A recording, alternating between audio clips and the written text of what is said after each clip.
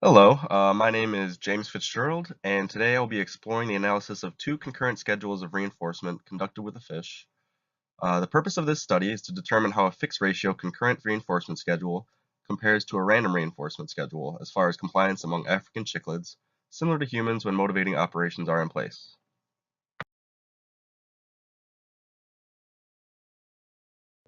Also known as the Libidochromis caeruleus, was used for these experiments. The same fish used in both schedules of reinforcement. This cichlid measured approximately 2 inches long. The fish was consistently fed the same AIT cichlid fish pellets throughout the duration of the study, only feeding from the wand provided by the R2 fish school. When the fish was not being used in the experiment, it was housed in the same glass tank with artificial tank decor removed during experimentation periods and training periods.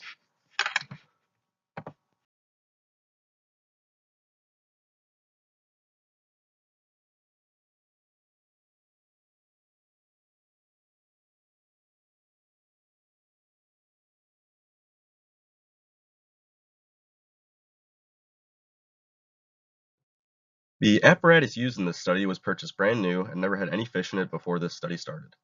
The glass tank held a capacity of 5.5 gallons of fresh water, which was treated with a small amount of fish-safe chemicals to maintain a pH balance of 8.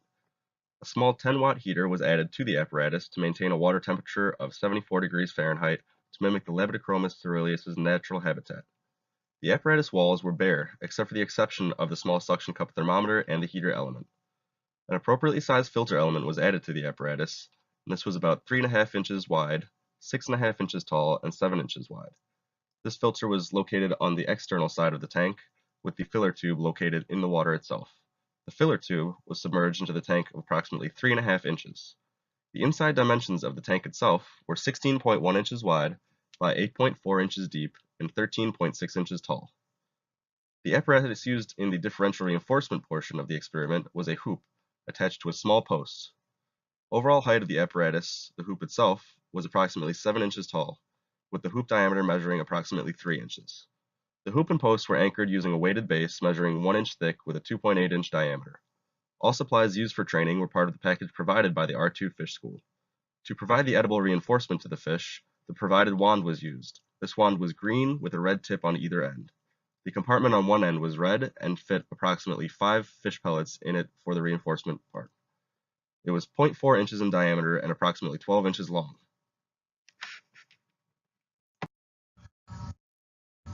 The concurrent schedules of reinforcement used were conducted using a fixed ratio and random ratio schedule format. For the fixed ratio schedule, an FR1 schedule was implemented upon completion of swimming through the hoop towards the left of the practitioner's view. Training of this schedule is shown in the present video.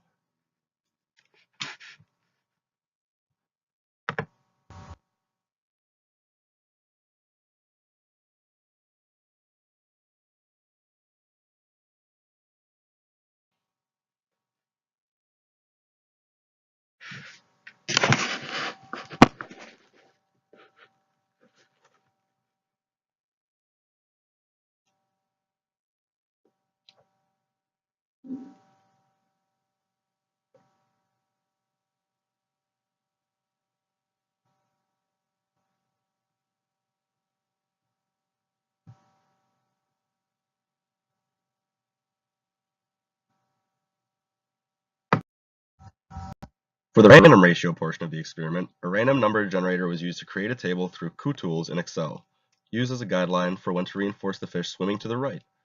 For the random ratio portion of the training, which is shown in the video below, the numbers were extremely high, leading to no tangible reinforcement actually given to the fish during the study.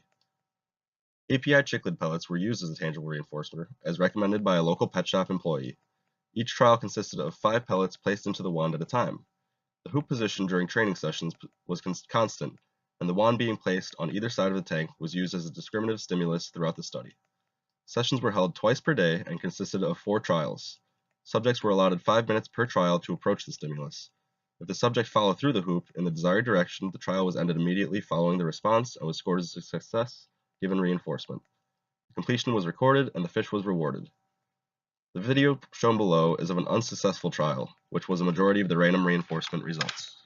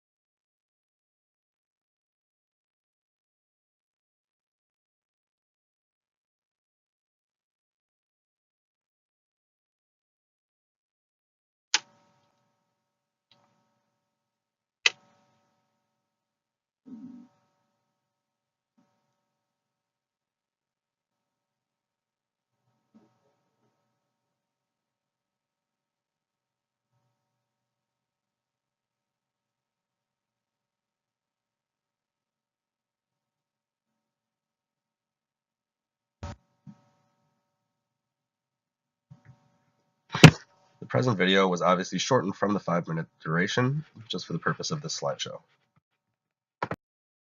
At the start of each trial, the subject was already in the tank, and the decor was removed. The purpose of removing the decor during inter-trial time was to reduce the occurrence of avoidance behavior. The practitioner waited for the fish's readiness to enter the hoop in the desired position. At this point, the wand containing the edible stimuli was placed into the tank on the opposite end. The practitioner was then required to wait until the subject approached the wand in close proximity, approximately 1 inch, up until 5 minutes had elapsed. The stimuli were released from the wand, and the fish was rewarded for following the wand in the desired direction.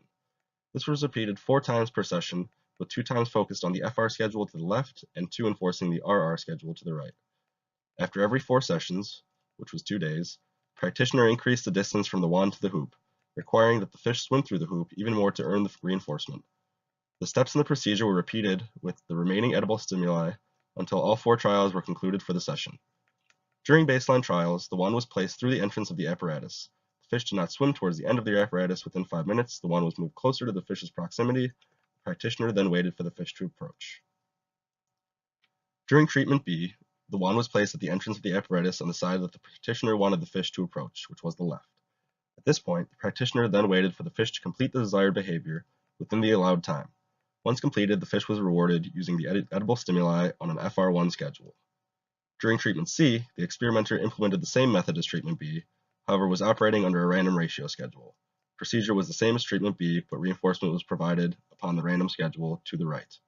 Due to the high integers generated during the randomization, tangible reinforcement was never actually delivered to the fish based on performance. Positive reinforcement was used to increase the frequency of the behavior it follows. Fish pellets were presented as a stimulus to increase the frequency of the African cichlid moving in the correct direction. To consider the effect of the appetitive stimuli selected, the results of the 2 ratio schedules were determined by categorizing the success rates by percentage. This was done by taking the amount of trials performed, 2 per schedule per session, and calculating the percentage of successful trials. Percentages show a greater preference for the fixed ratio schedule, which was a 61% average, with random ratio being the lesser preferred, with 17% schedule.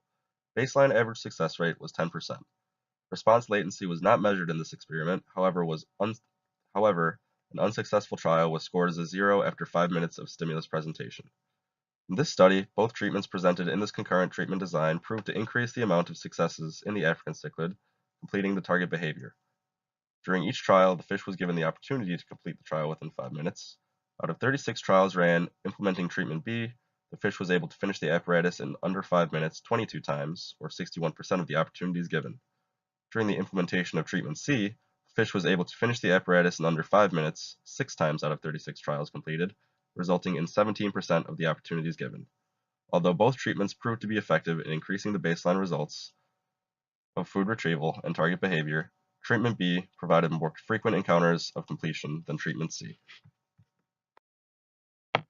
The result of the concurrent reinforcement schedule implementation on a domesticated freshwater fish demonstrates not only that a non-human species is capable of learning skills on various reinforcement schedules, but also shows how they demonstrate a preference among various stimuli. While the results show that fish can display learned behavior is not uncommon when it comes to beneficial avoidance, the present study examines the fish's behavior in relation to preference and schedule of reinforcement. The fish oftentimes did not even attempt to enter the hoop swimming towards the right side, and became accustomed to swimming to the left almost every time it was possible. The subjects' reinforcement preferences were evaluated under motivating operation conditions by depriving the subjects of the nutritional contents contained in the edible stimuli between sessions. The results from the study showed that fixed ratio was the most preferred reinforcement schedule, and random ratio was the lesser preferred. One limitation of this study at hand is the time that was limited for this experiment, and it took days on end before the subject would tolerate or even approach the wand. Even into the study, as shown in some of my videos, the subject still does not completely accept the wand as being present in its habitat. With further practice and training sessions, the results may differ slightly from those shown today due to the lack of total control with the wand in the study. Future research could also expand on the present study by using multiple subjects, therefore solidifying the results. And the non-concurrent feeding studies may also prove that the preference between schedules may differ between the individuals and possibly between the specific fish that is being trained as well. I also wish I had a little bit more time and a little more compliance for my fish to return to baseline due to the fact that technically this is an incomplete study. However, I'm hoping that for the second target of this semester, I will be able to show some more solid results. Thank you for your time.